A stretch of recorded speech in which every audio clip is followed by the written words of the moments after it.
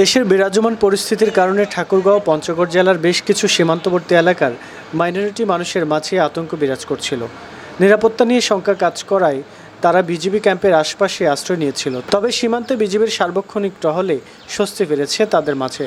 শনিবার সকালে বালিয়া সীমান্ত ফাঁড়ি পরিদর্শন করেন ঠাকুরগাঁও 50 বর্ডার গার্ড বাংলাদেশ বিজিবির ঠাকুরগাঁওয়ের sector commander colonel Mohammad Tohidur Rahman PAC.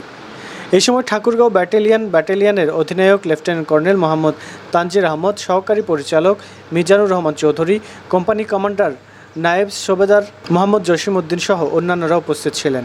আমাদের এই দেশেতে জন্ম হয়েছে, এই দেশেতে বড় হয়েছে, এই দেশেই মরব। আমরা দেশ ছেড়ে ভারত যাব না। আমাদের এই এলাকা একেবারে শান্ত। নিজের সচেতন হওয়ার পাশাপাশি বিজিবিও নিরাপত্তা দিচ্ছেন বলে জানান সীমান্ত ঘেঁষা সনাতন ধর্মাবলম্বীরা। আগে অনেক আতঙ্কই ছিলাম, আর এখন একটু বিজিবির আমাদের চারপাশে পাহারা দিচ্ছে, আবার রাত্রে তারা ডিউটি দিচ্ছে। এখন অবশ্য ভালোই আছি। আমরা চাচ্ছি যে আমরা বাংলাদেশের মানুষ, আমরা বাংলাদেশেই থাকতে চাই। আমরা সারাদিনে কাজ করব, রাত্রে ঘুমাবো। আমাদের ঘুমে আমরা যেন কোনো ডিস্টার্ব না হয়। আমরা যেভাবে চলতেছি আমরা যেন সেভাবে থাকতে পারি। আমরা এখন ভালোই আছি। এখন বিজিবি আমাদের সাথে ইয়া করতেছে, ডিউটি দিতেছে। আর এখন আমরা সবাই ভালোই আছি এবং যেন ভালোই থাকতে পারি। ওই দিকে যাওয়ার তো করছি না, মন মানসিকতা নাই। বিজিবির বিষয়টা ওনারা আগের তুলনায় আমাদের অনেক সহযোগিতা করতেছে, এবং কি আমরা যখনই ওনাদেরকে খুঁজতেছি ওনাদেরকে পাচ্ছি, এবং ওনাদের সার্বক্ষণিক সহযোগিতা আমরা পাচ্ছি।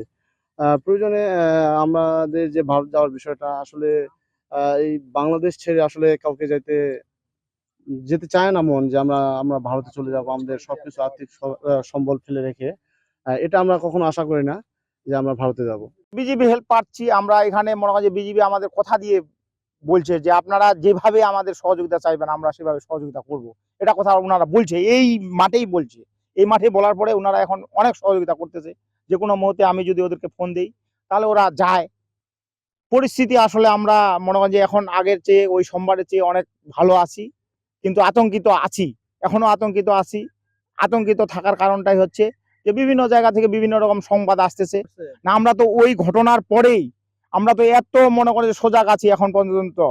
হাতে সবাই অস্ত্র নিয়ে সব সময় মনে করে প্রস্তুত আছে। আচ্ছা, আসলে প্রথমেই আমি বলতেছি যে বিজিবি টহল পার্টি আমাদের এখানে সর্বোচ্চ চেষ্টা করেছে এবং সর্বোচ্চ নিরাপত্তা দিয়েছে, এবং আমাদের এই অত্র এলাকা বালিয়াতে কারো বাসায় কোনো হাঙ্গামা হয় না এই পর্যন্ত।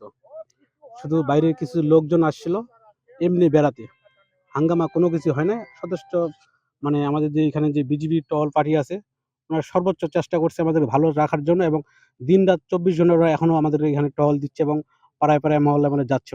ওনাদেরকে ডাকলেই সর্বোচ্চ ওনারা আসতেছে আমাদের ধারে ধারে, এবং আমরা সর্বোচ্চ ভালো আছি। আশা করি আমরা আরো থাকবো। সীমান্ত ঘেঁষা বসবাসরত মানুষদের সাথে আমরা দেখা করেছি, তারা একেবারে নিরাপদে রয়েছেন। কেউ কোনো ধরনের নাশকতার চেষ্টা করলে দমন করার কথা জানান এই কর্মকর্তা।